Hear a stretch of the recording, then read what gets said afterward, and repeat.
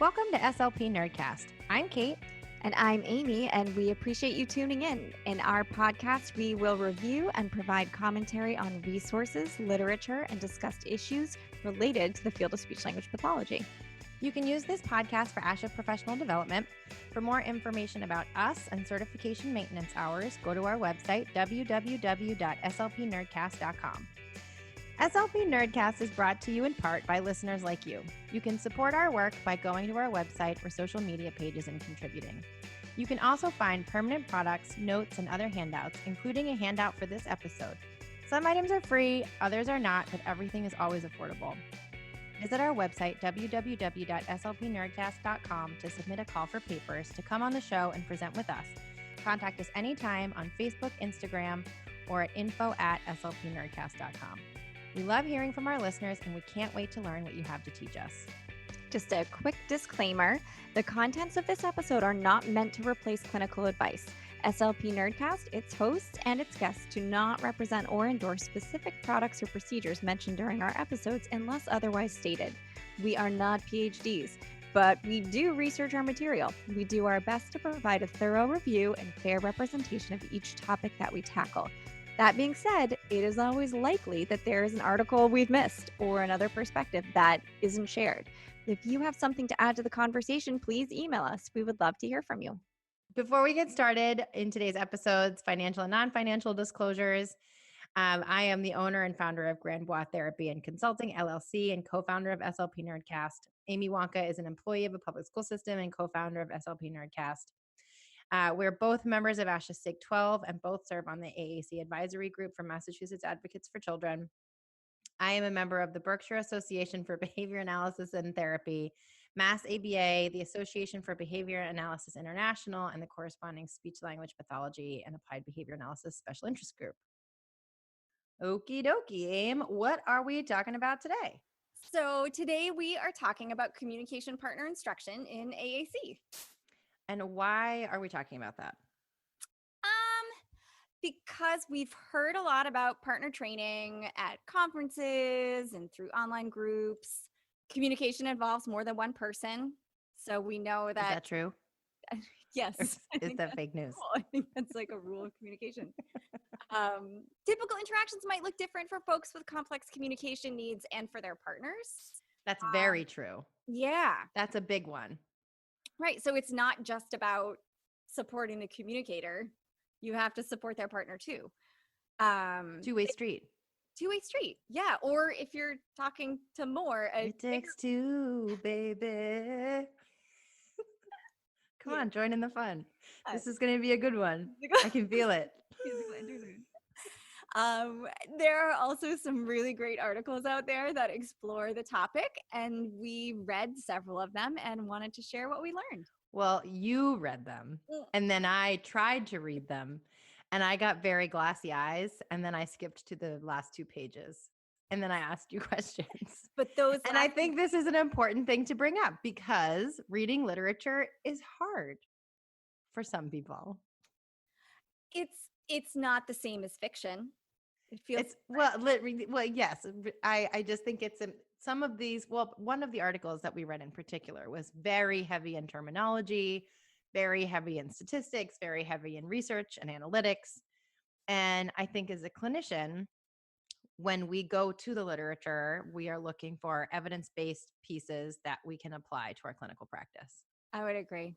Right. So we are going to try and take these 2 articles that we read that were very, very good and make them digestible. Yes. There was a third one I snuck in there when you weren't looking. A third article? Yeah. Oh, it's okay. We'll just talk about it. Pulling a fast one on me. We did. You're sneaking up on me blind. I know. No, it'll be fun. Don't worry, guys. It's going to be great. Okay. So we have 3 learning objectives, 3 learning buckets, if you will.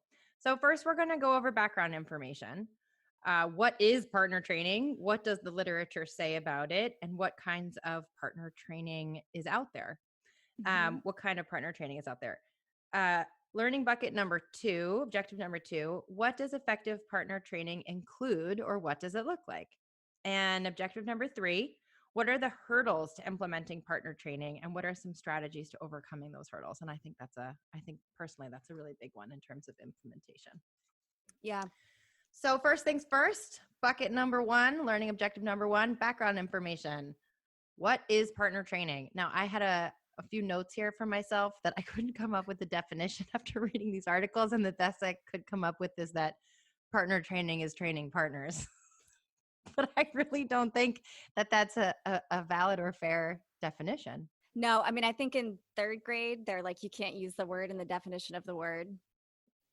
Are you saying that I have a third grade knowledge of these articles? The third grade definition test. So in your educated speech, what is a good definition of partner I training? actually really like your definition. It just doesn't pass. As training partners. Should we just go with that? I mean, I think it's really working with communication partners to help understand what changes in their behavior will result in positive changes in specific behaviors for our communicator, and then helping those partners to change the way that they interact so that everybody feels more successful. Yep. That was much better said. Yeah, but it's like the same words. But it's like the same thing. Like so what does the literature say about it? Let's do the deep dive into the literature. As you said, we read 2 articles. Well, you read 3, and there are 3 available to our learners, and I'm gonna just drive blind. It's cool because I'm so prepared. So what does the literature say? So a lot of what we'll talk about in this part today really comes from that one big article that made you feel excited and energized about learning. The last 2 pages were really good. Right? Like a lot of it was really good. It's just you kind of have to, it's like the 4th and 5th book in Wheel of Time. You just got to get through it. You just got to get through it. Yes, that was book 6 and 7 was it for me, I think. Yes, yeah. For all of you Wheel of Time fans out there. Yes, yeah, I'm sure there's shameless plug. So yes, but this was a really important article. Mm-hmm. And it was a meta-analysis, which, as you have said before, is one of our favorite kind of articles. Yes. So as a busy clinician who is not a researcher, I love a systematic review and meta-analysis, and this one comes to us from the brains of Jennifer Kent Walsh et al., and it was published in the journal Augmentative and Alternative Communication in 2015. And we love articles like this, right? Sure. Yep, totally. Because they do all the work for me. Yeah. And I don't have to read all the articles. I just have to read one of them. Right. And because I'm a busy person. I'm feeling like I have to defend myself. I think it's fair. There's a lot of us out there who don't have time to get arm deep into the literature. And if we did, we would be researchers, right? So some of these meta-analysis articles can be extremely helpful. And this is one of them. Oh, it's so good. And these people are fancier than we are, right? So I also like that they use their fancy eyes and their fancy brains to read all of these different articles and synthesize the important information. As somebody who's not a researcher, I don't have the brain for statistics that I think all of these folks do. So they list all their references in there, which is really helpful also. So if, as you're reading through the article, you're like, oh, I want to learn more about this one thing, you could just look in their reference list without having to try and wade through all the articles that are out there and try and find one that answers your question. So huge time saver. They make research more accessible to clinicians. Thank you, smart people in academia. We appreciate it. So this article really goes in depth explaining their approach to the review. They talk a lot about how they did it, how they picked the studies that went into it. You can read all of those parts if you want to. We're more focused on the clinical application in this podcast. We're not going to say a whole lot about that. But pages 2, 3, and 4, they've got a lot of detailed stuff in there if you want to read about how they made those decisions. But when think about don't want to read those things. Nobody wants to read those pages. Nope. So what's helpful in reading those pages, we'll talk a little bit about this, Kate, and I have slightly different feelings, but what's helpful in reading those pages is it helps you to better understand when it's not just like, is this one thing evidence-based, right? Evidence-based is not like a constant. So you're trying to figure out, is it evidence-based? And if it is, for who and in what? Right? Nope, fair point. Those little boring bits kind of boring bits. They're important. I get Help, it. help us figure out how relevant is this for me really as a clinician, right? As a pediatric person, if the whole study was about people, who had aphasia and, were in a nursing home environment, it might be a very different, it might still be helpful information that makes me think thoughts, but maybe not as potentially applicable to my current clients. Totally. Cool. So they they did all that stuff. They talked about that stuff, and they found at the end of the day there were 17 studies that met their criteria, and that included a group of 53 people with complex communication needs, and they ranged in age from 2 years 5 months to 26 years old. But most of the people were in preschool or elementary age people. So again, that just helps you as a clinician, like, all right, who is this really applying to? Similarly, most of the participants had a diagnosis of either autism spectrum disorder or intellectual/developmental disability. So again, just helps you put that in context. They described the partners, obviously, because these studies include partners, and they were pretty diverse. The partners included caregivers, educational assistants, peers, and teachers. And I think that's such a good point, not to interrupt you, but No, I think that the concept of communication partners gets thrown around a lot, and it's often pigeonholed as parents or maybe immediate family members. But you're talking about any individual that the AAC user is going to be interacting with. The example I always give is the guy at the Dunkin' Donuts counter. The person behind the deli at the grocery store is a communication partner, right? The people in teachers, aides, peers in the classroom, these AAC users go everywhere. It's not just the immediate family. No, it's not. And I think when you think about all of the different types of communication relationships that people have, there are different types of communication that you're more likely to have with those different people depending on their role as well. So in these studies, those people were anywhere from 11 years old to 64 years old. So again, a pretty diverse. It's a widespread. It is. But back to the point that you were making, we all communicate with a pretty widespread of people usually. Lately, it's mostly just you and my husband and my dog. Weird right now. In the general scheme of things, communication partners are outside your house. Yes. Most of the time. Yes. So we also want to look at, kind of back to the boring bits. Another helpful boring bit is to know, what were the dependent variables? So what were the things that we anticipated might change as a result of the intervention, right?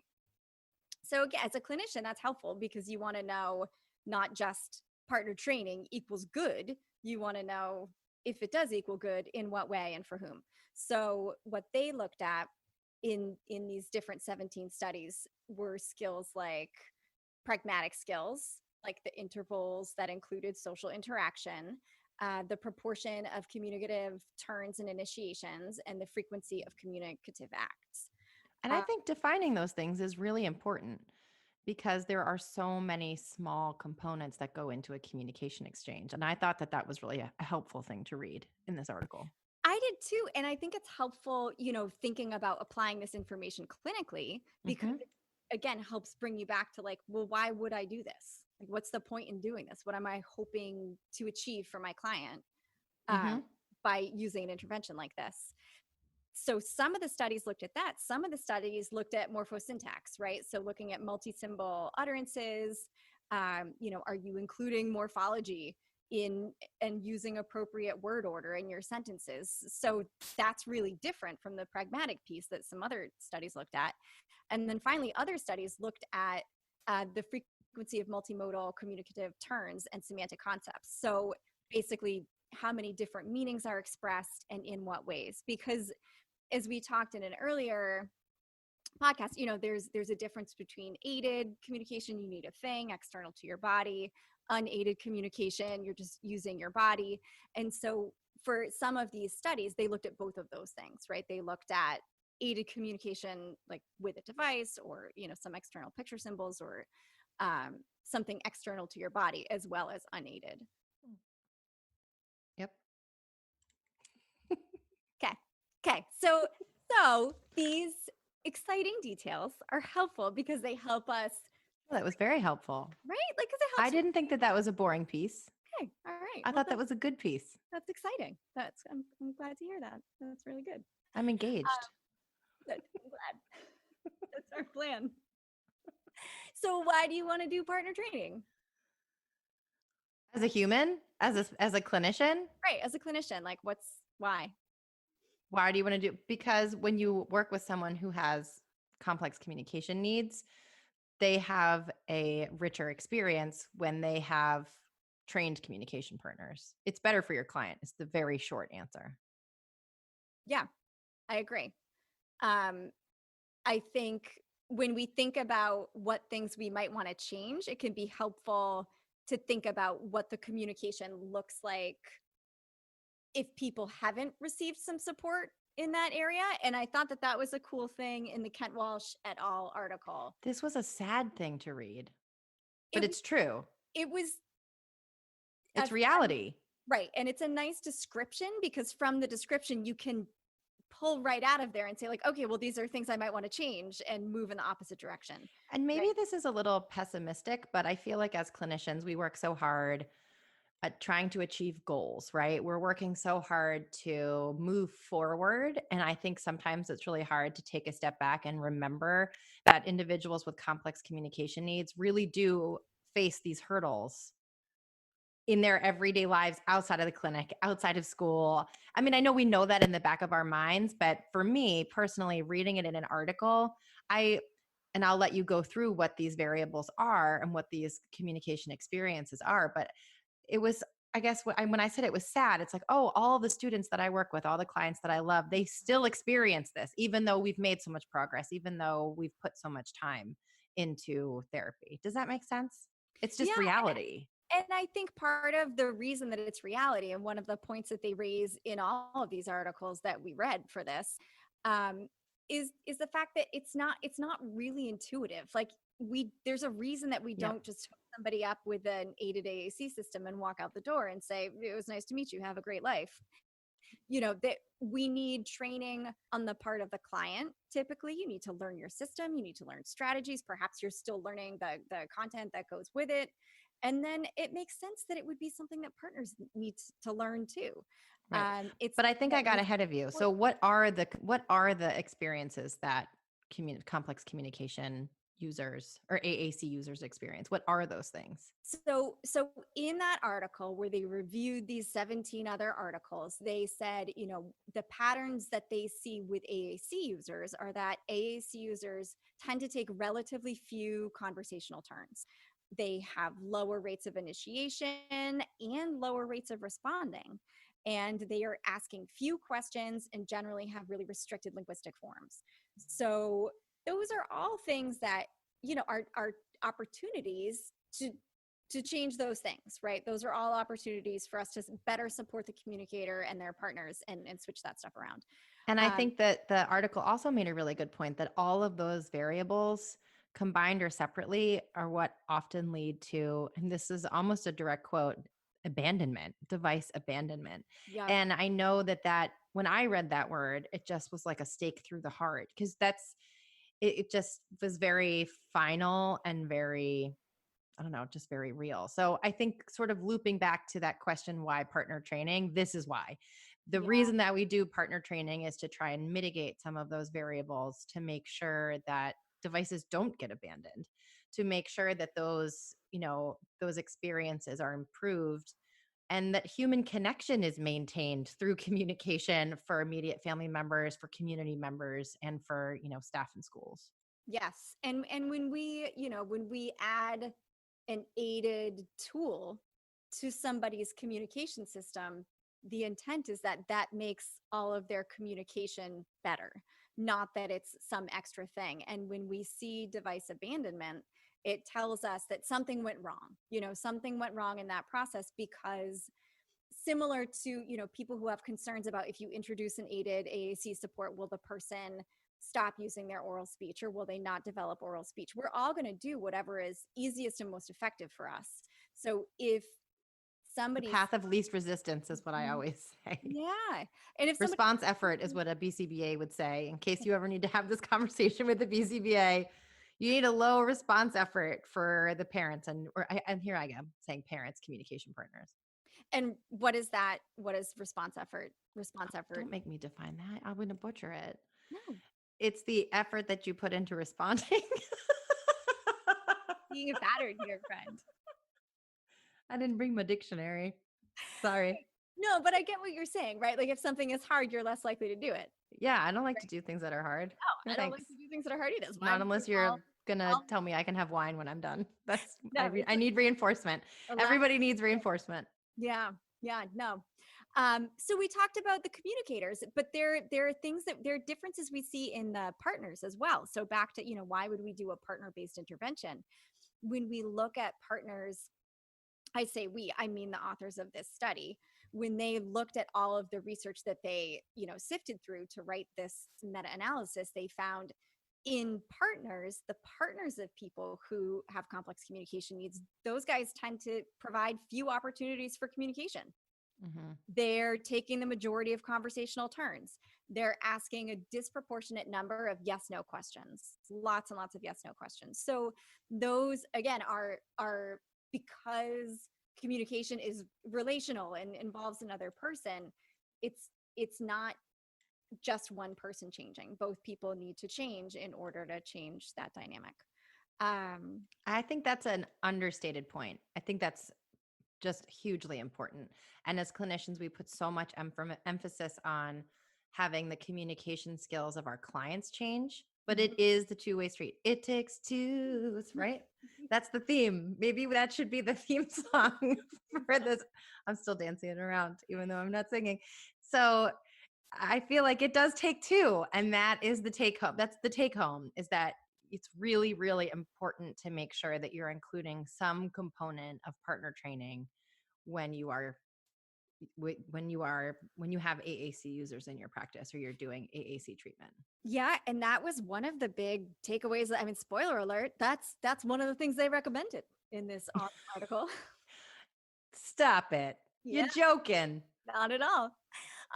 So something that's really cool is there's been a fair amount of research that's been done in this area. And so the authors, look through all of these different things. And what they found was that the research has focused on teaching partners a lot of different things in a lot of different ways, right? So some of the research is focused on setting up communication opportunities or providing models, or asking questions. But I think, when we think about partner training or partner instruction or partner coaching or whatever, terminology you want to use, I think there's the piece where you're providing information so they can change some communication behaviors, but also I think it just helps people feel more comfortable. Especially people who are new to AAC. I think that that's true even for having worked with people who are complex communicators for quite a while. I think that's true for educators too. That's true for doing things that are new can be uncomfortable. Mm-hmm. And so I think, just getting a little bit of support around that can be helpful in its own right. Definitely. And I think you made a good point earlier when we were talking about how a lot of times partner training can feel like it's just a focus on the technical aspect. And I see that a lot in the places where I consult and the teams I work with. And I have been victim of doing this myself. Like a parent will ask, I really want to meet with you because I want to learn how to program the device. And we spend all of our time talking about the mask or a vocabulary builder or how to edit a page or how to make a macro or blah, blah, blah, whatever it is. And then I walk away having not talked about any of these other things. I've missed my opportunity. So I feel like that's also another important piece, is that partner training should not just be a focus on the logistical and technical aspects or the operational aspects, as you've said. Yeah, no, I totally agree with that. And I think part of why we do that, because I do the same thing, and part of why we do that is because and as we'll talk later in the podcast, what the authors are recommending really is kind of a very structured approach to partner coaching or instruction. And I think part of why a lot of us go to those operational skills is because they are the most procedural and concrete and formulaic that you can get. I can print out a sheet for you, and I can print out a sheet that says, here you go. Here's the 10 steps for how you program a button. Here's the 14 steps for how It feels so easy. you You don't have to talk to them about their behavior. You don't have to make suggestions about how they're doing things, how they should be doing things differently. I feel like it does feel much more comfortable. Well, it's also like a higher rate of success, right? Like you can both follow this little recipe together, and we can go through the recipe and look at all the steps of the recipe, and I can model how to do it, and then I can give you the recipe, and you can sit down and try and follow the recipe and do the same thing, and we both feel successful because we're really clear on exactly what steps you need to do and how you need to do it. And when I think about a lot of my training, especially before I started reading the work of these guys, but even now in revisiting it, I'm like, oh, I need to tweak stuff again. You know, when we talk about skills, we don't tend to do that, or I don't tend to do that. I tend to be like, aided language stimulation. Let me tell you all about it. That's totally me. But it's not procedural like that. It's like a lecture like in college. And what these guys were finding is they're finding, that's not, there's a reason that we like the procedural stuff, and it's because it works. It's more effective. It makes it real concrete. So we've established that partner training is important because of the enrichment that it provides our clients, and that it's a two-way street. I won't sing the song. I'll control myself. But what kind of partner training is out there? What kind of training is out there? So good question. What they found in their 17 included studies was that there were really two big groups. And one, the authors called strategy instruction. So that's where the partner or the partners are taught a really specific multi-step sequence of communication skills. The other big group, what they labeled individual skill training. And in those trainings, the partner or the partners are taught to use a specific communication skill individually, or to use a number of separate skills in a less structured situation.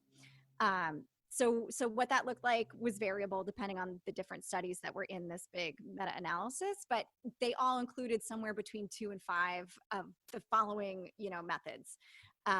So one of those types of methods was like a descriptive overview of the skills or strategies. This is like my go-to for a lot of stuff, right? So I'm going to explain the reasoning behind using the strategy or skill. I'm going to tell you about the potential benefits. So like for an example, we did a podcast a few weeks ago on aided language stimulation. As an AAC strategy, we might want to train a partner to use. And so my descriptive overview would be like explaining that, when I say a keyword aloud, I'm also going to slowly activate each button in the icon sequence on the client's device. And I'll model that word on the device, and I'll also use my oral speech. And I'm not going to have any expectation that they do anything, that the client do anything other than listen. And some potential benefits of this might be, I might use a slower rate of speech as the communication partner.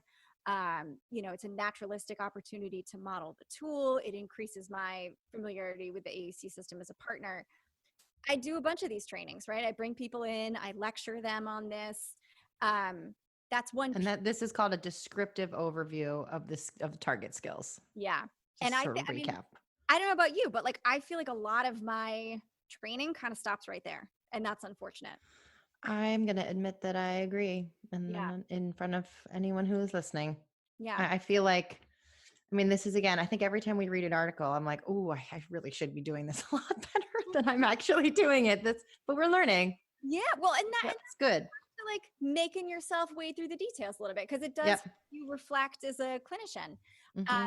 So after descriptive, after the descriptive overview, there's providing instructor models or demonstration. So can you, what would that, with the aided language stimulation, what's that? Well, it would be demonstrating aided language stimulation. I'm being so I don't have any words. It's demonstration. Right. It's demonstrating the skill. So using the same example of aided language stimulation, you describe it and then you do it. Yes. And to be fair to both of us, I think a lot of our trainings are actually a smooshie together of both of those, right? I'm going to tell you about it, do all this stuff. Look, watch me do it. It's a smooshie. this is a piece that when I was rereading these articles, this next one, that I was like, oh, I don't think about this. Verbal rehearsal. Verbal rehearsal of the sequential steps to be implemented. And this connects with the articles we'll talk about later that come from Jennifer Kent Walsh and Kathy Binger and their impact program. But they've done a lot. I'm excited to get to that. I really liked that one. No, it's so good. We're going to get there. They do a lot anchored to shared storybook reading, and they have a really specific set of skills that they want the partner to execute in a very specific way. And they even have little like acronyms that go with it. Like one of them is the RAP, like RAAP or RAPP. But they want the partner through the training to like know what those acronyms are and be able to say them out loud. My interpretation is that it could also be something like, if we're going to do it, anchor it to a different activity like blowing bubbles. I have a lot of clients who are real deep into bubbles. So this might be something like step 1, I make sure I have the client's device in the bubbles. Step 2, I'm going to ensure that the client is engaging in, a reciprocal interaction with me. Step 3, I'm going to say blow with oral speech. I'm going to activate the sequence for blow on the device. Step 4, I'm going to blow a bubble. So this is like just a very specific set of directions. It's my takeaway from this, and my takeaway from the meta-analysis in the work of Binger and Kent Walsh, it's like very specific to their programs. But I think as a general clinician, what I take away is that this is a piece I should be adding in, even if it's not like the directions, a specific program like the RAP. And it would be something like, all right, for the bubbles routine, I want the paraprofessional and the mom and the special educator to all know, like, these are the steps in the routine, and they know them so well they can say them out loud. And if you are talking to a BCBA, this is called a task analysis. Right. So you are, this is something that you could maybe, when collaborating, develop with other professionals in terms of staff training. So just sort of moving along and recapping in terms of the different kinds of partner training, we've gone over the descriptive overview of skills. We've gone over providing instructor models or demonstrations, using verbal rehearsals, which is I don't want to say to-do list, but specific sequence of skills. It's your to-do list. Make sure you have all these things and do this, do this, do this. And then there's providing opportunities for the communication partner to practice the targeted skills in role plays with the instructor. Now, is this like an I do, you do, we do kind of model? I think so. Right. Okay. So let's say I've talked to you about it. We've gone through the to-do list and now we're going to try it, but I'm not going to expect you to do it with the client. I'm first going to have you try it with me. So it's a little bit less stressful. We're going to try it together. Yeah. And then the last one you have listed here is guided practice opportunities. Mm-hmm. So the shift here, as I was reading it, was that in the opportunities for us to practice, we're practicing together, right? You're giving me the partner instruction. I'm the partner. We're practicing it together. In this guided practice, I'm now using those skills with the person who's using AAC, but you are still there to give me support. So and this is like so basically coaching. Mm-hmm. So like the mom, if I'm the clinician and I'm working with my client and the parent is the partner that I'm training. Yep. So they're together, we're doing an activity. I'm still there, but just providing a little bit of feedback to shape the communication partner's behavior. Yeah. Similar to what we do with our clients, you're trying to fade your prompts. So ultimately, this is a very rich set of tools. Yeah. And it's way more than I'm currently doing. So I am excited to have this.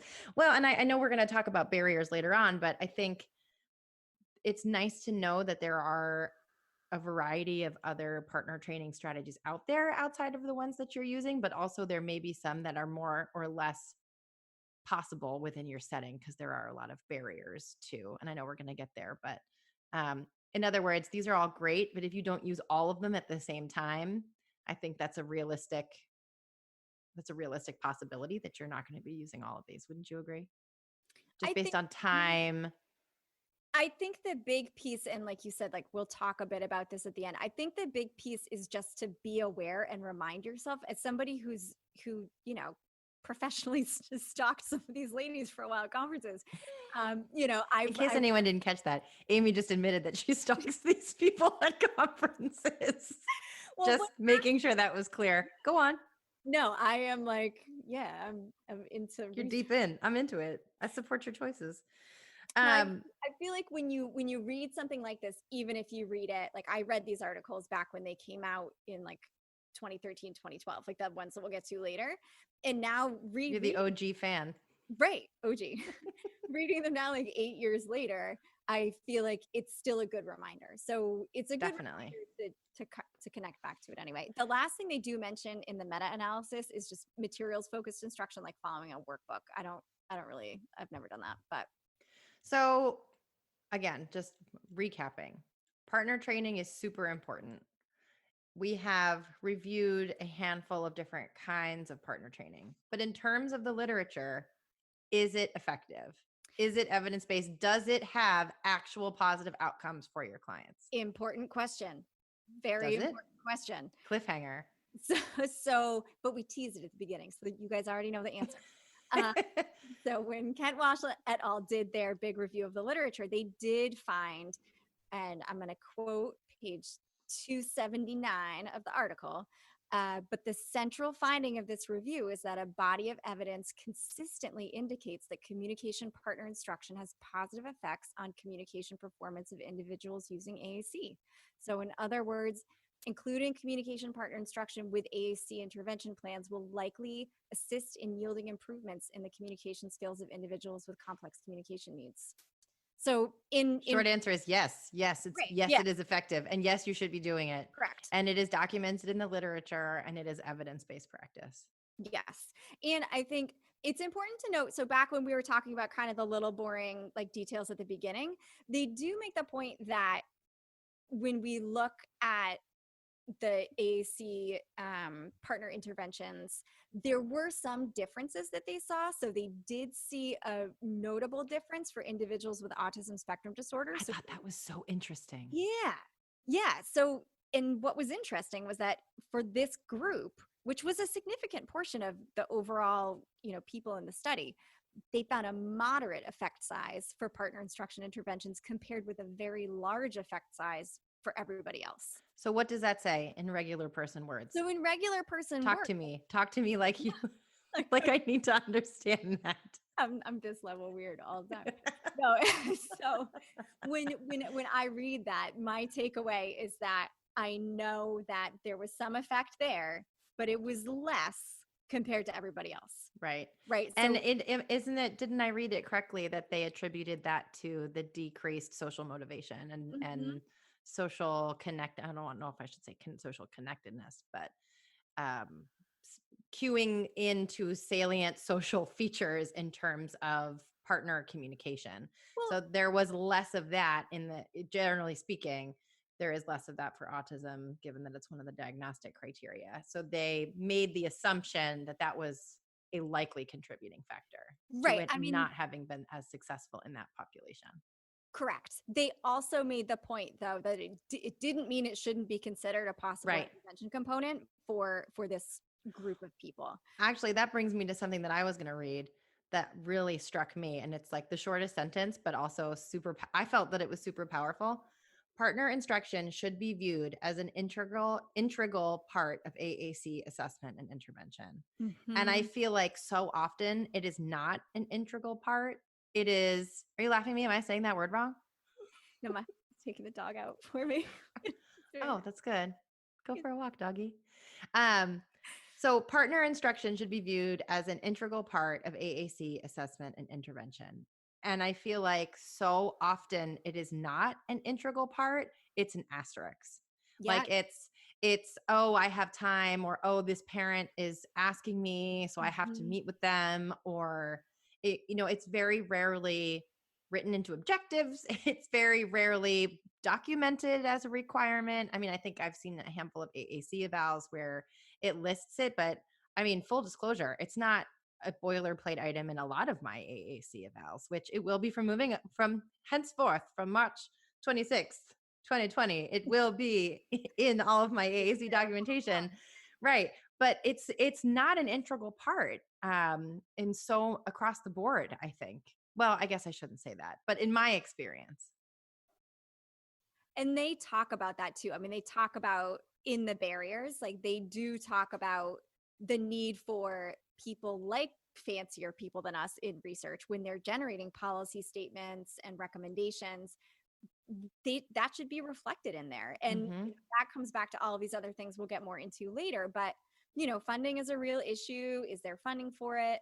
I think part of what was exciting for me in reading through these articles was that I think there are a lot of ways that we can embed it into what we're already doing just by Mhm. being more mindful about it and a bit more explicit about it. So, learning bucket number 1, learning objective number 1. What is it? What does the literature say? What kinds of partner training are there? I feel like that is a very robust and super important body of information. But what does it look like? We've talked about this a little bit already, but I sort of wanted to get into the other article that we read, the impact program. Yeah. I like this article a lot. Yeah. I thought it was very not dense. What's the opposite of dense? It was very It, accessible. it was very accessible. That's a Yeah. great word. It Like was a you very read it. accessible article. And I felt like it was just full of good nuggets of It's so things good. that you can take away. This is why I'm so into these ladies and their work. But I mean, when I first read this article, I was like, oh, geez, I can go do something kind of like this. And I did. I mean, I tried to I basically did a not very good version of their RAP program for a bunch of my students. And it felt like it was so helpful by using their existing structure. It let me, fuss around with it for my work environment and like the particular variables unique to my job. But it was so helpful. And I feel like it made my partner support so much better, right? It made it more like following that recipe for how to program a button and less like, let me come up here and lecture you all about aided language stimulation and how it's important. Sound like a 90-year-old when you Right, right. Like, because that's how all the people felt when they were listening to me and they were like, she's boring and okay. Right. So what they talk about, so this next section, this next big bucket talking about it, we're going to talk really about the work of Jennifer Kent Walsh and Kathy Banger. There are 2 articles. I snuck one in on Kate. It's cool that were published in 2012 and 2013 in Perspectives on AAC, which is a plug for SIG 12 memberships through ASHA. There's a lot of great stuff there. You get access to their Perspectives journal. SIG 12 is the AAC special interest group, which might be called, are they called different things now? I still call them. I don't know. But 12, that's what you want. So this article, the 2013 article, really focuses on an intervention they call the impact program. So step 1, like how do I do it? Step one, read their 2012 article that Kate didn't get a chance to read. I'm sorry. So It's the Cliff Notes version. This is the Cliff Notes version, right? So step 1, you need to identify your instructional goals, right? So what specifically do you want the partner to be able to do? Definitely check out their 2012 Perspectives article. It's titled Selecting Skills to Teach Communication Partners. Where do I start? It's such a good article. It sounds like a great article. Yeah, it's Why really didn't you give this to me before we recorded this? I want to read this article. I put it in the folder. That's not fair. It was one of those times where I read an article and then I had to read another article. Yeah. So it's great. It's accessible. It's easy to read. You read it and you feel like you can do things with it, right? But some very brief key takeaways for me when I read it were, don't focus on what the partner's doing wrong, right? So a lot of times we'll watch a communication partner, Kate and I both work as sort of AAC specialists. We're using air quotes, but quote unquote AAC specialist roles. So, you come in, you do an observation, you can see some things that you wish people were doing differently. Don't focus on that. Nobody likes when they're like, oh, you're doing it, but you're doing all these things wrong. So don't do that. Don't be mean. Don't be mean. Don't be mean. But this next one I do all the time. I'm guilty of this aggressively. Yes. And this is part of what I love about these guys. Don't try and teach too many things at once. Oh my gosh, that's me. I'm like, well, you want to try and do aided language simulation, and you also want to, do the expect and pause, and you also want to blah, blah, blah. And it's hard. Well, and it's true for partners and AAC users, right? I want you to build your vocabulary. I want you to make more requests. I'd like you to ask a question. They're saying that's a lot. Don't do that. Well, and I think this is maybe just reframing it in a way that, as clinicians, we do it all the time. Think of the communication partner as your client and working in their zone of proximal development. So you drop a breadcrumb. You would never take on a client and be like, we're going to fix all your communication problems right away. No, you would pick one thing, you would work towards it slowly. It would be something that's close to where they are in terms of development. And it's the same here. I mean, we know how to teach things, right? But applying those skills in a different setting, I think it's hard to switch your hat.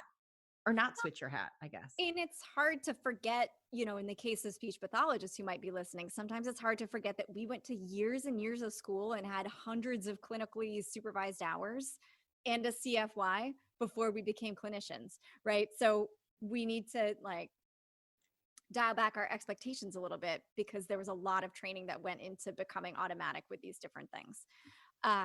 So big takeaways, don't focus on what the partner's doing wrong. Don't try and teach too many things at once.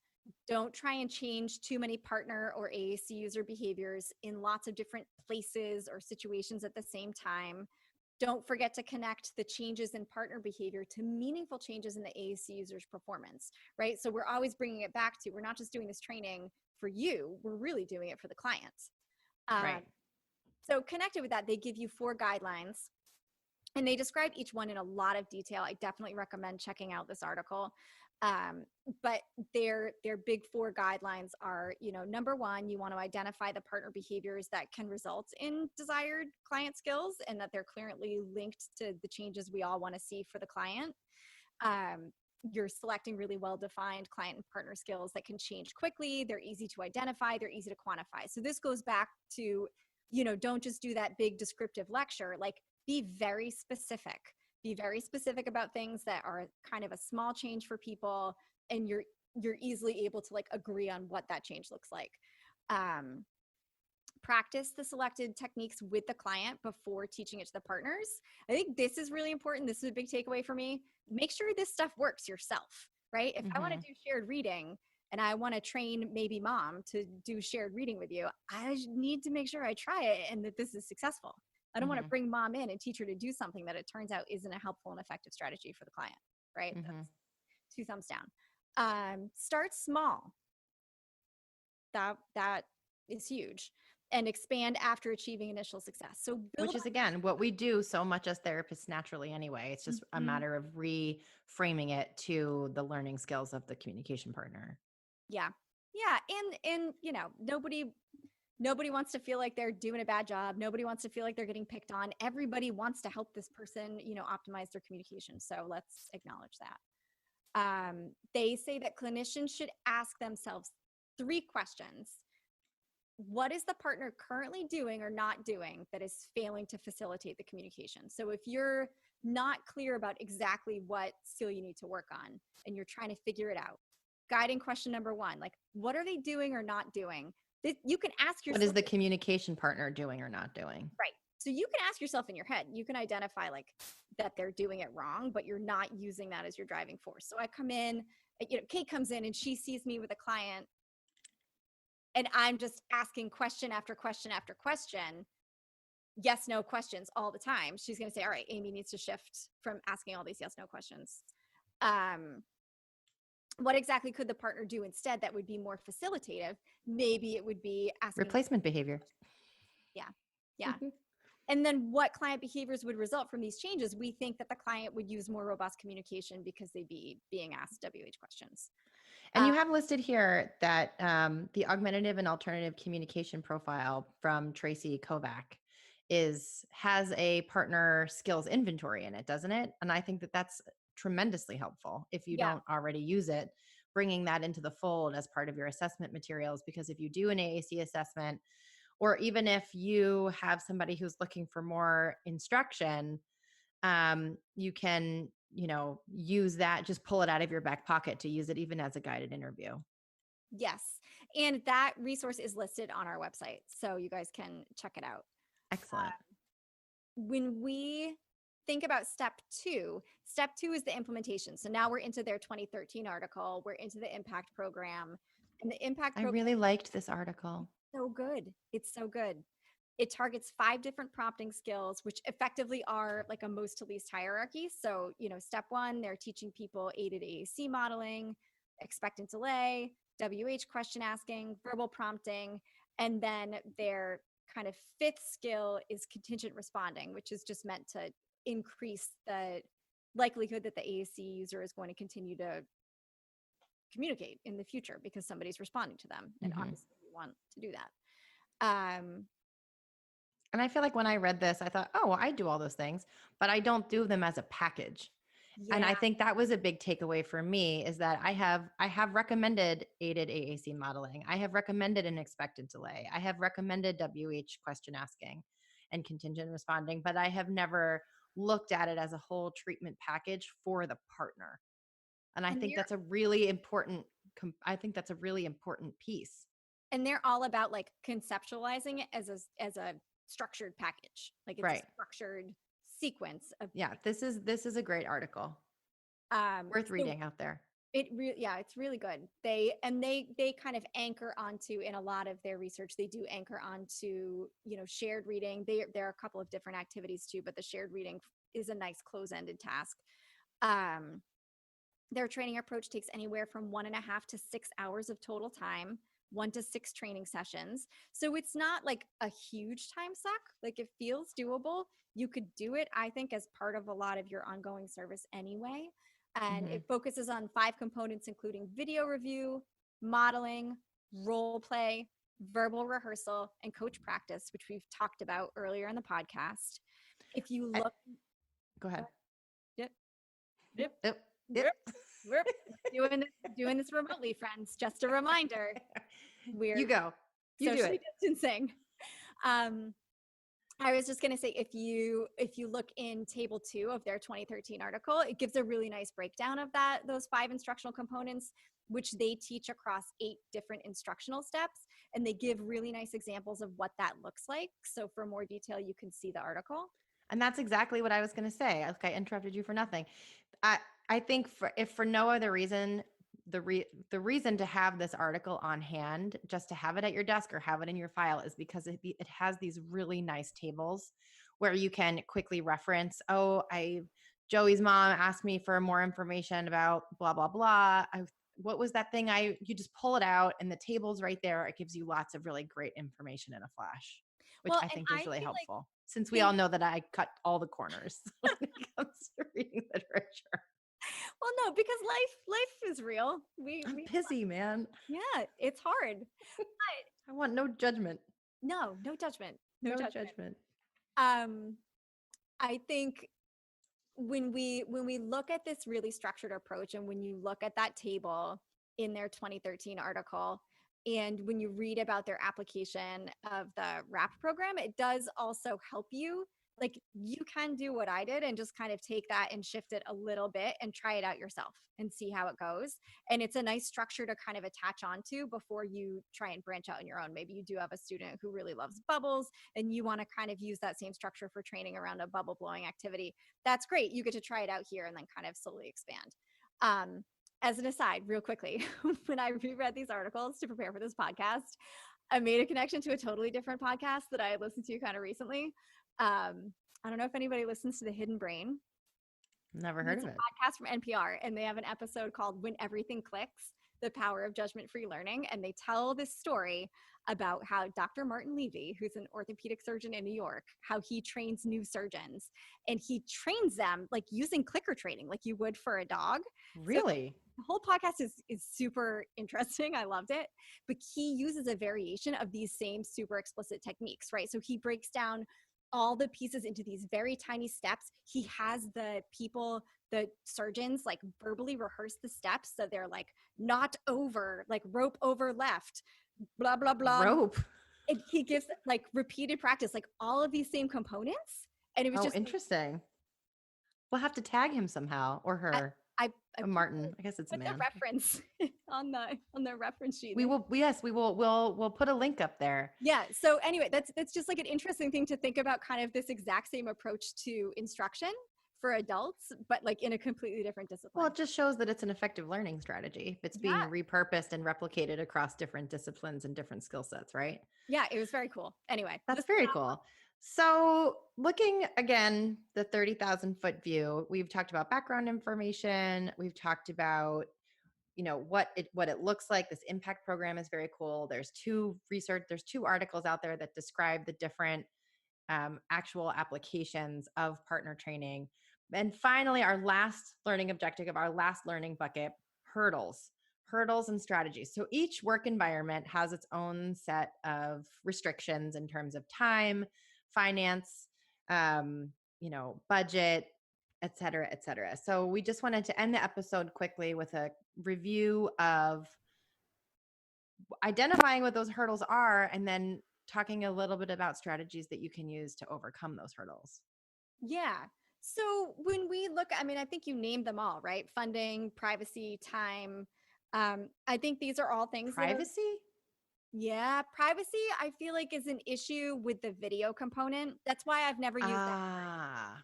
So when they do, if you look at their 2013 article, like step 1 of training day 1 is to use a video to kind of show an example of somebody, not that client, but a different client, and to show an example of that person communicating when the partner is using the strategies and when they're not. Mm-hmm.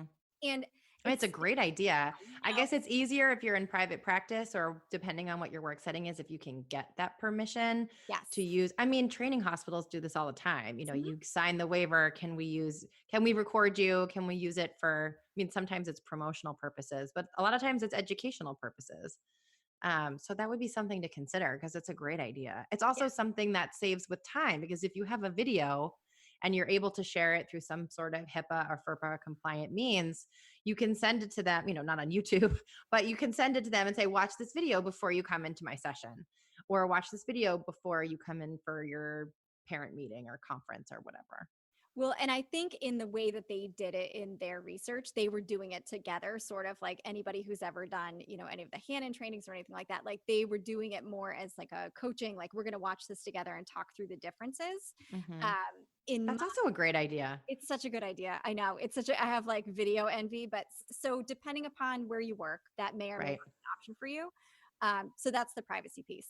And then I think the bigger, more universal barriers are probably around funding and time. And those are kind of the same things because time is money. But, is there a way for this to be included as part of your therapy? Potentially, right? If you're, just because I'm in private practice, I, looking at all of these things with like a lens of how I could work it in my setting. And I think you could bundle it in terms of like a fee for service kind of thing and not charge as much as you would for therapy. I don't know what the privacy implications could be, but you could do a group, you could do group therapy with, I want to say wine and cheese. Maybe that's not professional. Have some sort of like evening where you have a group of parents come who have signed a waiver to share and you're talking about it more generally instead of, with related to the specific students. And the video thing, I feel like that's just such a great idea. I feel like Kate's more fun than me. She's going to have wine and cheese training. That's cool. I had a case of wine delivered today. Hashtag COVID-19. That's why it's downstairs. That's why I'm thinking about it. And it's 5:00 in just a few minutes here. No, so it's cool. I'm so professional. No, I think those are exactly the types of things, right? Like, so think about all the components that go with it. Think about the barriers that could connect to it. I think when we reflect back on the different components of the training that they talked about, the video review, the modeling, the role play together with the partner, I think would be the harder pieces to cover from a funding standpoint. When you get into the coach practice, actually working with the client, I think that those are the times that could easily just be incorporated as part of your session. A barrier for me as someone who's been in the public schools is just access to the people who I want to train as partners. And a lot of time that comes in the form of like, you have this aggregate group of, 50 paraprofessionals and 2 hours to train them. And so, that's not ideal because you're not going to get the individualized time that you want. But just for me reflecting, like I should do less lecture and more, small group. Right. Just being a little bit flexible about how you think about that. Right. One other I also like that you have here, consider using the tools that you already have, like the AACP, just making it, did you say that already? No. Just like making it more efficient. Right. Don't reinvent the wheel, all of that kind of stuff. And I think depending on where you work, talk to your administrators, Right. talk to the people running your clinic this is evidence-based practice. This is, go back to that quote. It is an integral part of AAC assessment and intervention. Correct. So I think a little bit of advocacy might also be able to go a long way. Well, and even, one last kind of outside the box thing is think about other, can you make some depersonalized training modules, right? If you don't use the client's name, if you don't use any identifiers, are you able to make a couple of short, like packaged pieces of content that you can share with lots of people, which will take more time at first, but then once you've made that, it's available and you can share it, infinitely. Well, I think that we covered a lot of material today. A lot of stuff. Thanks for hanging in. That was deep. That was Yeah. deep. So we reviewed the importance of partner training, that they have a really important role in the success of an aided communication exchange. We reviewed the different patterns that we see in partners with who are communicating with aided communicators, and the different kinds of partner training that are out there, and how we can shift the results in a positive way across pragmatic, morphosyntactic, semantic domains. I think that those are all really important points, and everyone should consider reading at least one of these articles. Yeah. And I think, the big takeaway too is just using that specific structured instruction and incorporating really specific, concrete, manageable, a sequential approach to training is a big piece of it. So if you're just going to read one article, I would say read 2 articles. But if you're just going to read one, read that 2013 Jennifer Kent Walsh and Kathy Binger article. The 2012 is really helpful too. And like Kate said, like they're pretty accessible. They don't feel like the meta-analysis that we talked about. They don't feel Yeah. There's no eye glazing in no, those. it's like I really enjoyed them. And as always, you guys can get more information on our website, www.slpnerdcast.com. All of the references for the articles will be there. Any additional resources we discussed will be there. You can use this podcast for ASHA professional development. Just go to our professional development page or read more about it on the episode page. And I think that wraps us up for the day. Shameless plug. We have some exciting episodes coming up. We're going to be publishing an episode on stress management with using acceptance commitment therapy with a fellow BCBA, which is going to be super interesting. Yes. Feeding and swallowing in schools Yep. is coming up still too. And maybe verbal behavior. Maybe. We'll see. Stay tuned. All right, everybody, have a wonderful evening, and we will see you here again soon.